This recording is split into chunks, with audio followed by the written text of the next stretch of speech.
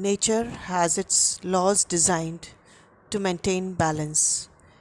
If the number of any living species tends to increase out of proportion, some force will arise to control it. There is an equilibrium in undisturbed nature between food and feeder, hunter and prey, so that the resources of the earth are never idle. Some animals or plants may seem to dominate the rest, but they do so only so long as a general balance exists. These laws cannot be disregarded without disaster. Nature, which is our word for the total of the conditions and principles which influence the existence of living things, will not accept ignorance of her laws as an excuse for breaking them. Every balance requires checks. Living things are dynamic, always trying to expand. When population grows in an area so as to diminish the food supply, the predators move in. When their prey is reduced, the predators are driven to other areas in search of food. The distribution of the lion in this country is perhaps further evidence of the result of man-made environmental changes. The widespread extension of the range of the lion, an inhabitant of dry habitats in North India, was possibly correlated with the withdrawal of moist conditions in the Indo-Gangetic plains. This was the result of large-scale clearing of the forest as more and more land was brought under cultivation for an ever-increasing human population. The lion itself eventually fell victim to the rising population pressure, losing its habitat to cultivation. Habitat destruction is the primary reason for the disappearance or rarity of most of our wildlife, and under present conditions, there seems every likelihood that the process of destruction will continue. Species range expansions are a predicted and realized consequence of global climate change. Climate warming and the poleward widening of the tropical belt have induced range shifts in a variety of marine and terrestrial species. Asiatic lions were once distributed up to the state of West Bengal in east and Rewa in Madhya Pradesh in Central India. At present, Gir National Park and Wildlife Sanctuary is the only abode of the Asiatic lion. The last surviving population of the Asiatic lion is a compact tract of dry deciduous forest and open grassy scrub lands in southwestern part of Saurashtra region of Gujarat. Historically, it inhabited much of the Western Asia and the Middle East up to northern India. The lions face the usual threats of poaching and habitat fragmentation. There has been an increase in lion population and more than 200 lions stay outside the protected area. Though the conflict is not high now, with changing lifestyles and values, these may increase in the future. There are also cases of lions dying by falling into the unguarded wells around the Gur protected area.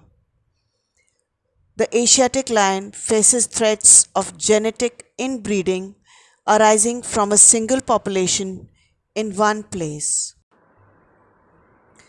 It is indeed a tragic situation.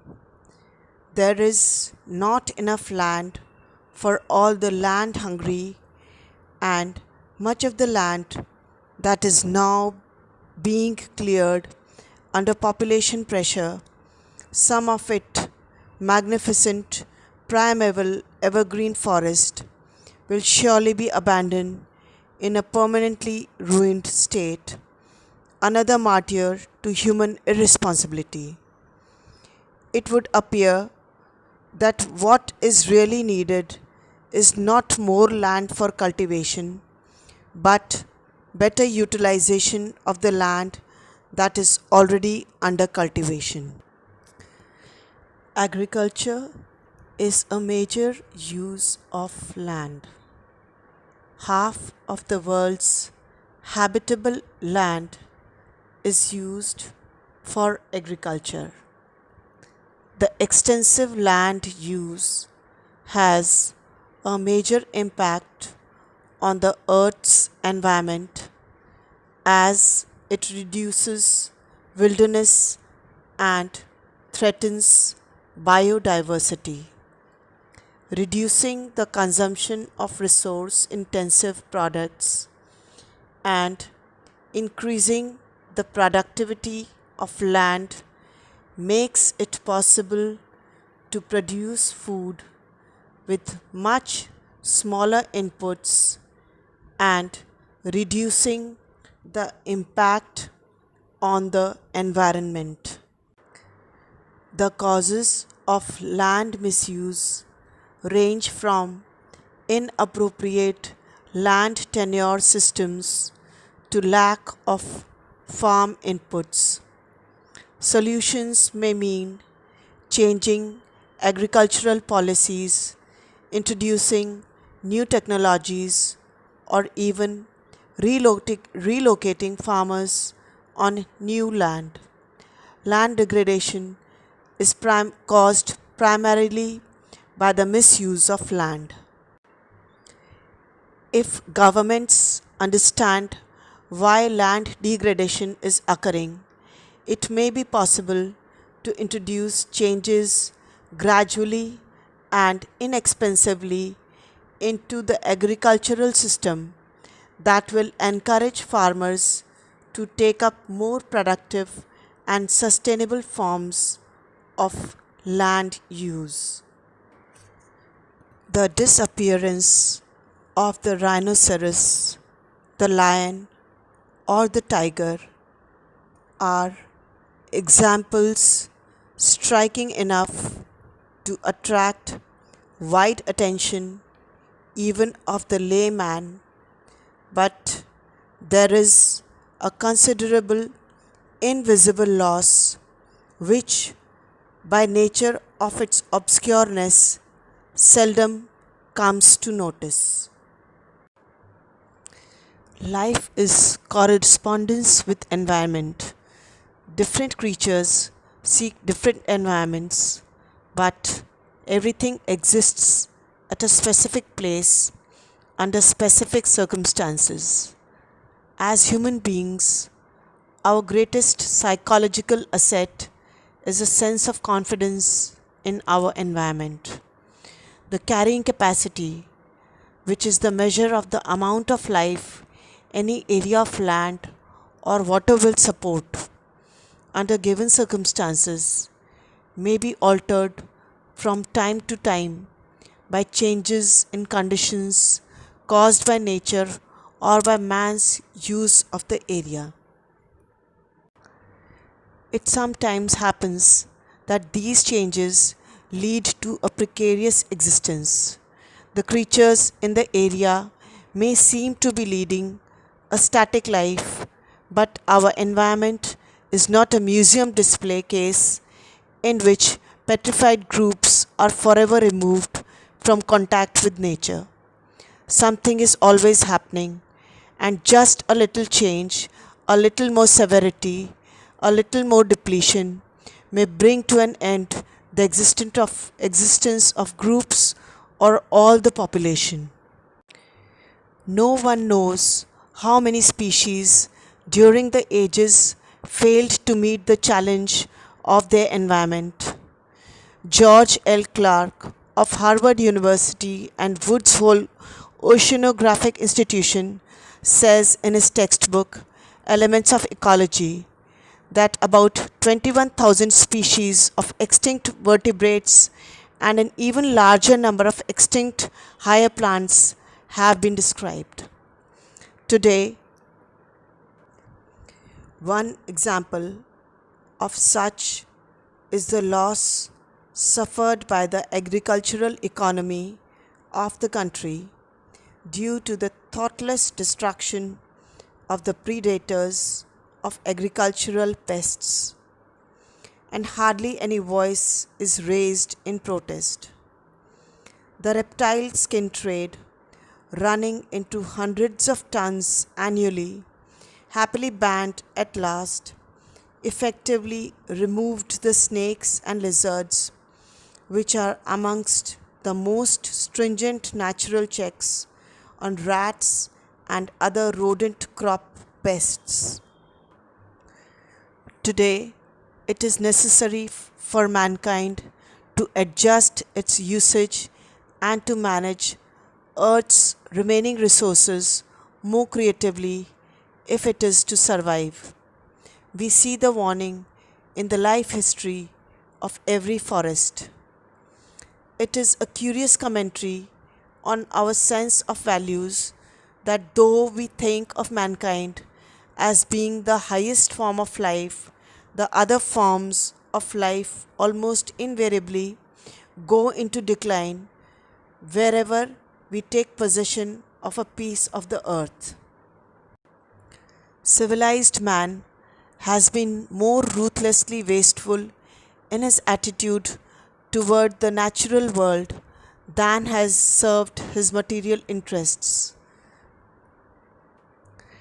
The practical utility of land, water, and forest has been diminished seriously by our determination to allow them to serve no purposes but our own.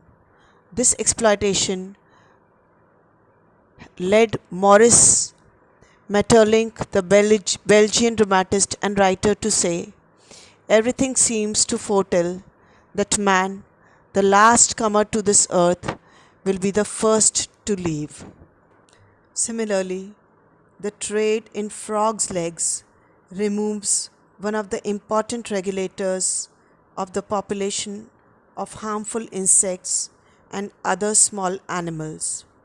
One observable effect of this commercial exploitation of frogs is the marked increase in land crabs, which destroy paddy seedlings and whose numbers were kept in check by the frogs.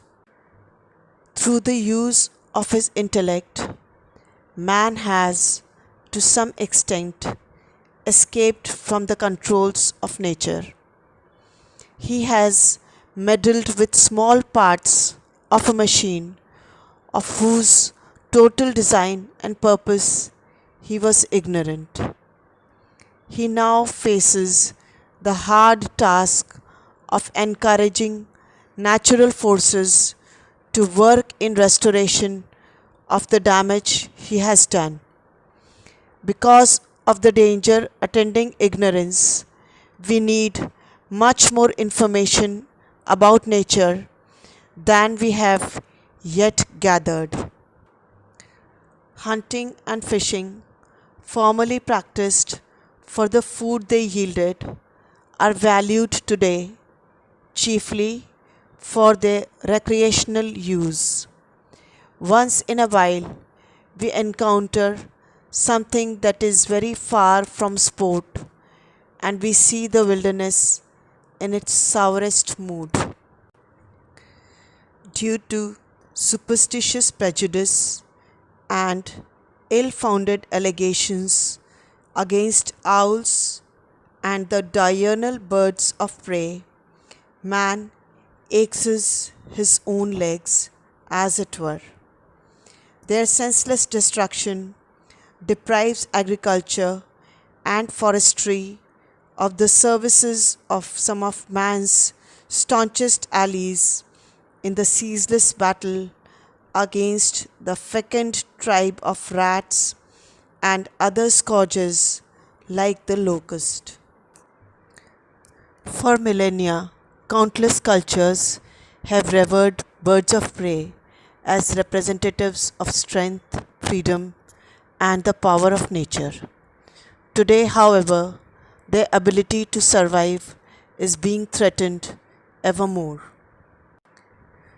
The presence of raptors in the wild serves as a barometer of ecological health. Birds of prey are predators at the top of the food chain because threats like pesticides, habitat loss, and climate change have the most dramatic impact on top predators. These birds of prey eat other animals. Their diet includes small mammals like mice, gophers, rabbits, etc., fish, reptiles, and amphibians. Some will even chase after birds, including other raptors, and eat them. Many raptors will also eat insects they catch in mid-air. Raptors are at the top of their food chain. When raptors eat prey that has been exposed to poisons, they get sick and die. They play an important ecological role by controlling populations of rodents and other small mammals.